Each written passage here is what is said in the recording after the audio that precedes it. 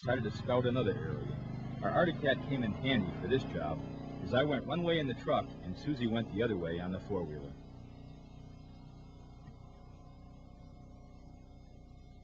During my scouting, I found a big buck was living in the area of an elevated stand with lots of heavy crossings going in and out of the swamp. It looked ideal for the last morning sun. The big guy was ripping up bushes and rubbing trees the size of telephone poles. This is one of the biggest rubs I think I've ever seen. Good gosh, this tree is the size of a telephone pole around.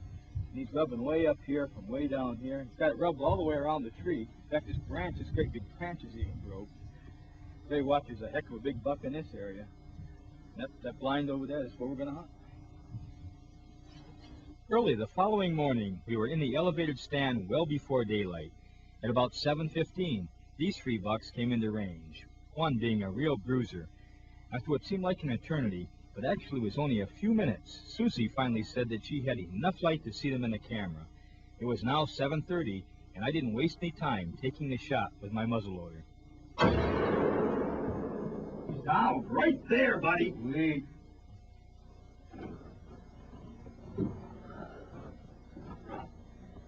Man, there he is. He dropped right in his tracks. Yeah, been about a half hour. He's good and dead. Beautiful deer. Beautiful. I can't wait any longer. Let's go down and take a look at him. Hold that, and I'll start down there. Well, that muzzleloader did an awesome job. I'm extremely impressed, Rob. This is... We'll have to talk about that when you get down there. Yeah.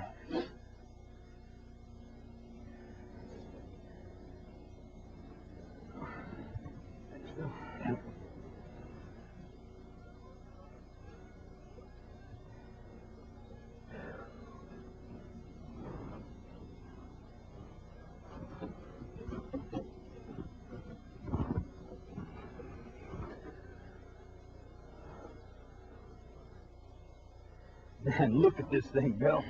Oh, this beautiful, Rob. Just beautiful deer. gorgeous. Look at the size of this thing. Oh, jeez. Holy cow. Oh, man. Wow. Look at that. How many points has he got? 1, 2, 3, 4, 5, 6, 7, 8, 9, 10, 11, 12, 13. 13. Almost 14, Yeah. not quite. Oh, jeez. How much does this thing weigh? Oh, this thing's got to go 250, Rob. Oh, man. Has to. Beautiful, beautiful. Nice deer. mature deer.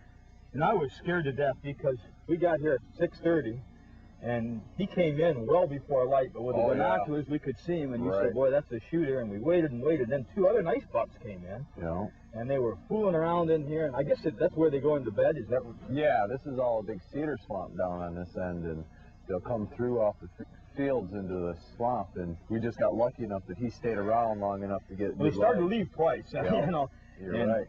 I knew Sue didn't have enough light in the camera yet, and I said, oh, no, not again. You don't know how many times a big buck gets away from us with a camera. It's so difficult. Oh, People don't understand it. Yeah.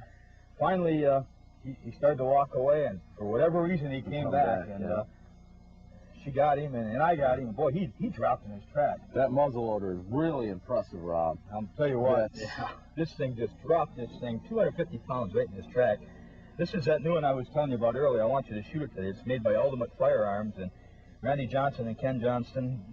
We did a show with them. I know you said you saw it, in fact, and this thing they promised would knock a monster deer down right now, and buddy, well, he went after down. I seen this, let me tell you, he went down. He didn't. Oh, man. Well, we're shooting, this is a big deer. This is a really, really big deer. And see, with this gun, as I told you, we're able to shoot 200 grains of black powder, Pyrodex pellets, and you were saying it was 300 grain bullet. That is just... Oh, you have no problem elk hunting with this. No problem. Oh, gosh, no. They've been telling about some long shots. And, you know, the nice thing is they tell me this can shoot 300-400 yards because of the speed. You know, well, those 3,100 I'm looking feet forward to seeing that. That's what you shoot this afternoon. But this is the first thing other than a target I've shot with it, and I'll tell you what. Well, this is a good way to start. If this is any indication, that gun's got a lot of potential, yes, let me a lot tell of you. potential. Let's talk a little bit, Bill, about Cherry Creek Farm. I know that you're one of the guides out here, aren't you? And, yes. Kind of take care of the place. Yep, Why yep. don't you tell us a little bit about it?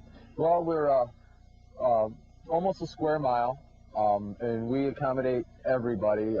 We have 2 cabins on the property. The lodge is like 12. We do have some nice deer on the property. Bird hunts. We have stock ponds, trout, bass. A little bit of everything, you know. We do photo safaris, you know, for the non-hunters, you know, or the ones that ain't really into it. We we encourage the family, you know, to come out, whether they're hunting or just the dad and the son, or, you know, whatever combination's hunting, you know.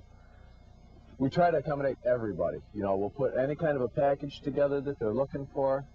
You know, it's family owned, and we try to keep it on a family level. You know, when you come in, we don't look at you as, you know, just a client. You know, we invite you right in, you know, and we all sit down and, you know, and have dinner together, you know, just. And Pat's cooking is to kill for, I Oh, can tell you. yeah. She's got a few years. They owned a restaurant downstate for a while, so the whole family, they've got quite a knack for cooking. You know, they can put together just about anything. And hunting. I know Frank is on an elk hunt in Colorado right now, isn't he? Right as we speak. Yep. But, you know, we've been out here this is the third or fourth day, and we've been really fussy. We wanted to get a nice one, and I think this is a perfect example. We've seen an awful lot of big deer. I mean, we do. We have a nice herd this year, you know. I mean, every year really, but this year in particular, we've had a really good fawn crop this year.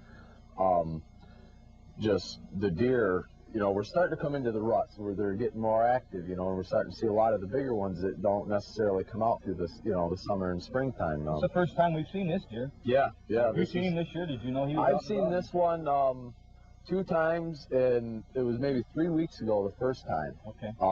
Like I said, this is one of them that he really wasn't showing himself too much, you know, but like I said, we're getting, you know, the cooler weather and coming into the rut, you know, these bigger deer are going to start coming out, and, you know, we got a lot of nice deer. We're going to really have a good year this year.